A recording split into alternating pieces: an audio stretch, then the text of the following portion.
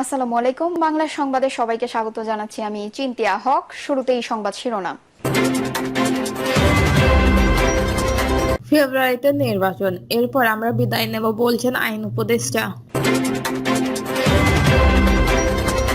এদিকে ভারত হাসিনা আওয়ামী লীগ ছাড়া বাংলাদেশকে বন্ধু মনে করে না বলছেন দুদু। জানাবো দলীয় প্রতীকে হবে না স্থানীয় সরকার নির্বাচন, অধ্যাদেশ জারি।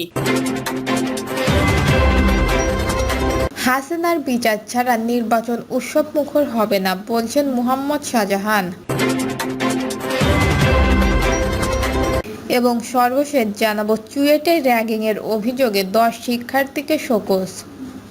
শুনছিলেন সংবাদ শিরোনাম, এবারে বিস্তারিত।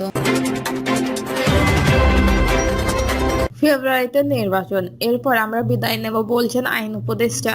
নির্বাচন নিয়ে সরকার ধীর প্রতিজ্ঞ উল্লেখ করে আইন উপদেষ্টা অধ্যাপক আসিফ নজরুল বলেন, আগামী ফেব্রুয়ারিতে জাতীয় নির্বাচন, এরপর অন্তর্বর্তী সরকার বিদায় নেবে।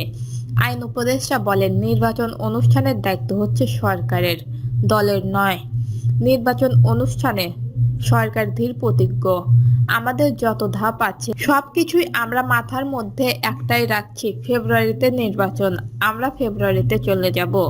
এক প্রশ্নের জবাবে তিনি বলেন, রাজনৈতিক দল বিভিন্ন উদ্দেশ্যে বিভিন্ন কথা বলে, ওইটা একটি রাজনৈতিক প্রক্রিয়া, আপনারা এটা সব সময়ই দেখেছেন। বাংলাদেশে ট্রেডিশনালি এইসব রাজনৈতিক কথাবার্তা হতো, এখনো ঠিক ওই রকম ভাবে কথাবার্তা হচ্ছে, কথাবার্তায় খুব বেশি গুণাগুণ পরিবর্তন হয়নি।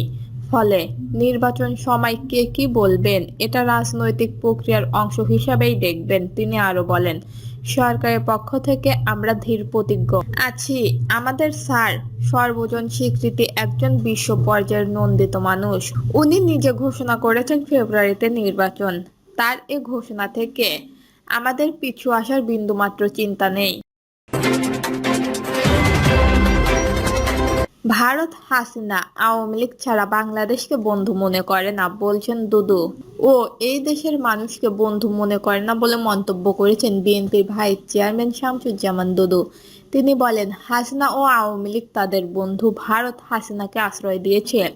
যে হাসিনা স্বৈরাচার গণহত্যাকারী ও তার বিচার এ দেশে চলছে এবং হবে। ভারতকে আহ্বান জানিয়ে দুদু বলেন, শেখ হাসিনা একজন খুনি, সে দেশের জনগণকে হত্যা করেছে, দেশের গণতন্ত্রকে হত্যা করেছে। তাই বিচার কার্য করার জন্য অতি বিলম্বে তাকে বাংলাদেশে ফেরত পাঠিয়ে দিন। ছাত্রদলের সাবেক এই সভাপতি বলেন, ভারত আমাদের পানিতে মারতে চায়, ভাতে মারতে চায়, তাই আমাদের ঐক্যবদ্ধ থাকতে হবে। কারণ বাংলাদেশের মানুষ কখনো কারো বশত্ব স্বীকার করেনি, ব্রিটিশদের কাছেও করেনি, পাকিস্তানিদের কাছেও করেনি, বিভিন্ন স্বৈর শাসকদের কাছেও করেনি। এই দেশের মানুষ এক সাগর রক্ত দিয়ে দেশ স্বাধীন করেছে। তিনি বলেন, হাজার হাজার বছর ধরে এই দেশে মুসলিম, হিন্দু, বৌদ্ধ, খ্রিস্টান মিলেমিশে বসবাস করছে। কেউ কারোর প্রতি হিংসা বিদ্বেষ পোষণ করে না।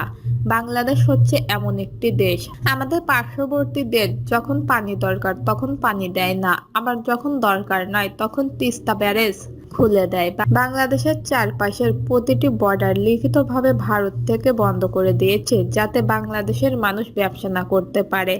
তারা এই রকম শত্রুতা পোষণ করে রেখেছে। জানাবো দলীয় প্রতীকে হবে না স্থানীয় সরকার নির্বাচন, অধ্যাদেশ জারি। স্থানীয় সরকার নির্বাচন আর দলীয় প্রতীকে হচ্ছে না। দলীয় প্রতীক বরাদ্দের ধারাগুলো বাতিল করে অধ্যাদেশ জারি করেছে সরকার। ইউনিয়ন পরিষদ, উপজেলা পরিষদ, পৌরসভা ও সিটি কর্পোরেশনের আইন সংশোধন করে সোমবার এই আদেশ জারির ফলে আগামীতে আর স্থানীয় সরকার নির্বাচনের দলীয় মনোনয়নের আইনি সুযোগ থাকছে না। গত 1 জুলাই স্থানীয় সরকার মন্ত্রণালয় এই সংক্রান্ত 4টি আলাদা অধ্যাদেশের খসড়া তৈরি করে মন্ত্রী পরিষদ বিভাগে পাঠায়। 24 জুলাই উপদেষ্টা পরিষদের অনুমোদনের পর লেজিসলেটিভ ও সংসদ বিষয়ক বিভাগের সম্মতি নিয়ে তা গ্রেটেস্ট আকারে প্রকাশ হলো। স্থানীয় নির্বাচনে দলীয় প্রতীক থাকছে না বলে এর আগে জানিয়েছিলেন স্থানীয় সরকার, পল্লী উন্নয়ন এবং সমবায় মন্ত্রণালয়ের উপদেষ্টা আসিফ মাহমুদ সজীব ভুঁইয়া।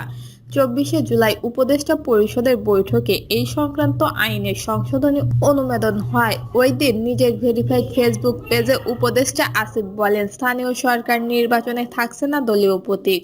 উপদেষ্টা পরিষদের বৈঠকে স্থানীয় সরকার বিভাগ থেকে উপস্থাপিত এ সংক্রান্ত 4টি আইনের সংশোধনী অনুমোদন করা হয়েছে। পরে আরেক পোস্টে তিনি জানান, সিটি কর্পোরেশন, পৌরসভা, উপজেলা পরিষদ, ইউনিয়ন পরিষদ নির্বাচনে থাকছে না দলীয় প্রতীক।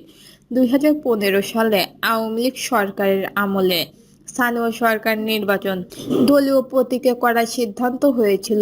এরপর থেকে দীর্ঘদিন ধরে স্থানীয় সরকার নির্বাচনে দলীয় প্রতীক ব্যবহার বন্ধের দাবি জানিয়ে আসছিল বিভিন্ন দল ও নির্বাচন বিশ্লেষকরা। অন্তর্বর্তীকালীন সরকারের করা নির্বাচন ব্যবস্থা সংস্কার কমিশন ও স্থানীয় সরকার সংস্কার কমিশনও দলীয় প্রতীক বাদ দেওয়ার সুপারিশ করে। সংশ্লিষ্ট ব্যক্তিদের ধারণা, এই বিধান বাদ দিলে রাজনৈতিক দলের সঙ্গে সরাসরি সম্পৃক্ততা নয় এমন অনেক অযোগ্য ব্যক্তিও নির্বাচনে আগ্রহ হবেন।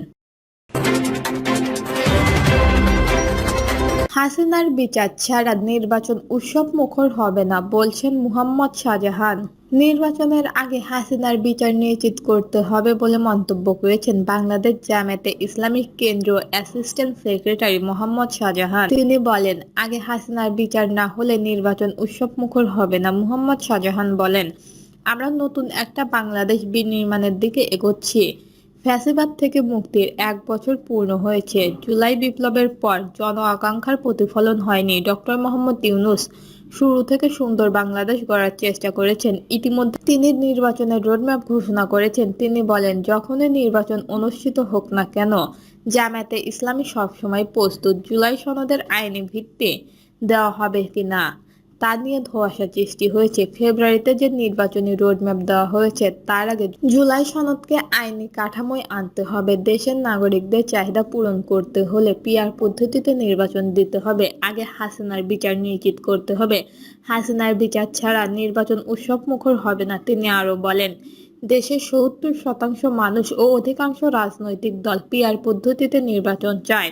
বান্দরবান সংসদীয় 300 আসন থেকে আমরা ঘোষণা দিচ্ছি, দেশে অবশ্যই পিআর পদ্ধতিতে নির্বাচন দিতে হবে। এতে সংসদের উচ্চকক্ষ ও নিম্নকক্ষে সবার প্রতিনিধিত্ব নিশ্চিত হবে। তিনি বলেন, আব্দুল কালাম একজন যোগ্য ও সৎ ব্যক্তি। আওয়ামী লীগ আমলে তিনি বারবার জেলা বারের সভাপতি নির্বাচিত হয়েছেন।